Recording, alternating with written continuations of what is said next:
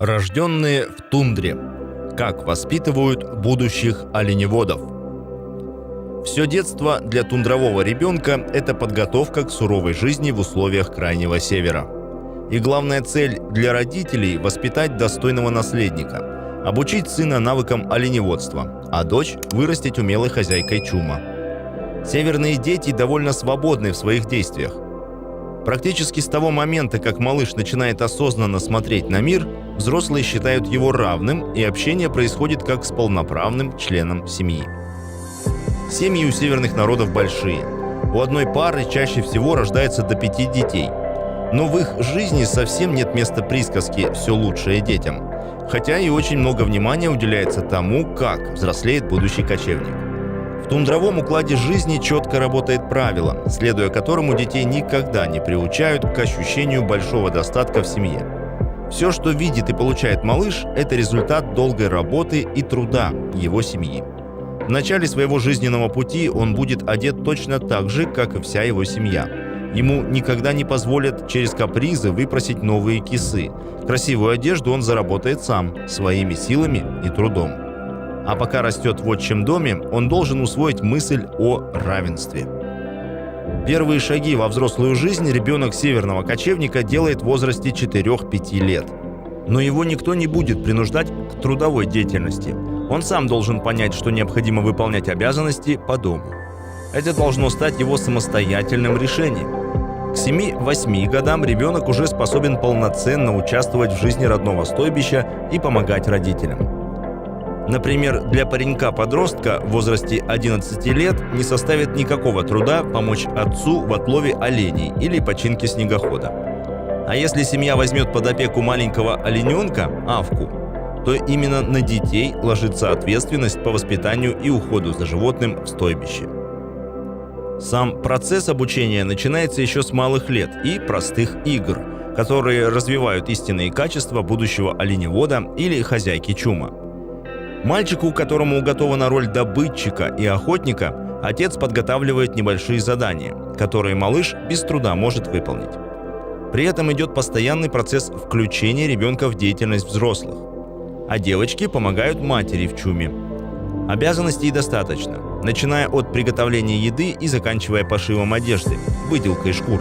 Всеми возможными способами, через игры и небольшие указания проходит красной нитью мысль: это все твоя жизнь. Учись. Конечно, детство не проходит без игрушек. Сегодня северные малыши точно так же играют с современными куклами Барби и машинками, но про традиционные игрушки никто не забывает. Для детей часто изготавливают игрушку-погремушку из подручного материала. Это могут быть своеобразные бусы из кости, через них проделывают нитку и дают ребенку играть. Или вот еще один вариант погремушки, который покажется несколько отталкивающим в наше время. Основой для него служил зоб куропатки. Его высушивали и наполняли всевозможными элементами, которые могли создать шум – мелкими камушками или зернами. Такая высушенная игрушка могла быть использована как подвесная погремушка у колыбельки. У детей, растущих в тундре, даже есть свой аналог игрушки йо-йо. Правда, называется он вывко. Достаточно простая по своей конструкции игрушка-гуделка изготавливалась из тонкой дощечки с двумя небольшими отверстиями, в которые продевались нитки из оленьих сухожилий. Когда вывка начинали раскручивать на 2 пальцах, игрушка издавала тонкий гудящий звук. Иногда северный ребенок мог похвастаться своими личными нартами. Они полностью повторяли очертания взрослых нарт, но были их уменьшенной копией, всего около 50 сантиметров в длину. В качестве извозчиков в нарту запрягали собак. Так дети резвились около стойбища, постигая с малых лет один из ключевых навыков – умение управлять нартой в процессе игры. Мальчику, будущему оленеводу и владельцу стада, все игрушки напоминали об уготованной доле. Самая популярная для ненецкого ребенка игрушка – это деревянный олень. Отец мог ее изготовить из остатков материала для нарты. Большой деревянный брусок обрабатывали таким образом, чтобы всем видом он походил на оленя. Но иногда и мать могла поделиться своими материалами на радость ребенку. Тогда у оленя появлялась настоящая шкура. А мальчику старшего возраста отец помогал в изготовлении его первого лука. Сын должен быть еще и добытчиком пищи в доме. Играя с луком, ребенок упражнялся в стрельбе и развивал навык меткости. Для девочек традиционной игрушкой всегда считались ненецкие куколки – нгухуко. Так как в тундре немного материалов, из которых можно сделать для ребенка игрушку, то приходилось ухищряться. И ненецкие куклы яркий тому пример. Туловище изготавливали из небольшого по размерам куска яркой ткани, который мог остаться от шитья матери.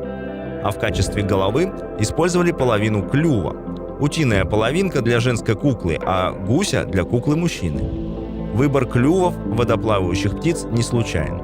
Считалось, что это чистые и невинные птицы, каждый год улетающие к верховному богу Нуму. Ну и, конечно, для девочки могли изготовить небольшую люльку, в которой должна была спать ее кукла.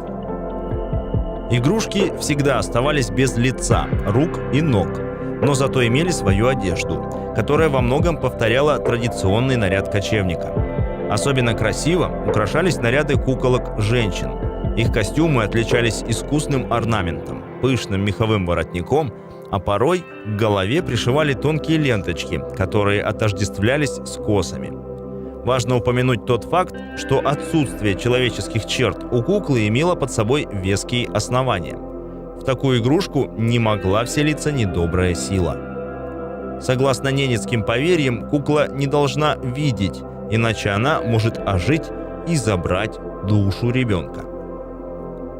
Но к 7-8 годам жизнь тундрового ребенка очень резко меняется.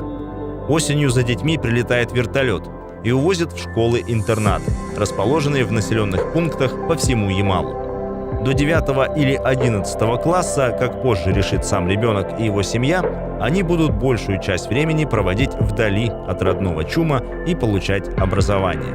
И только на летние каникулы дети смогут вернуться домой, в родное стойбище на просторах Крайнего Севера. Друзья, спасибо за просмотр. Ставьте лайки и пишите комментарии, а также подпишитесь на канал Ямал Регион, чтобы не пропустить следующие выпуски. Все материалы к этому видео взяты из открытых источников.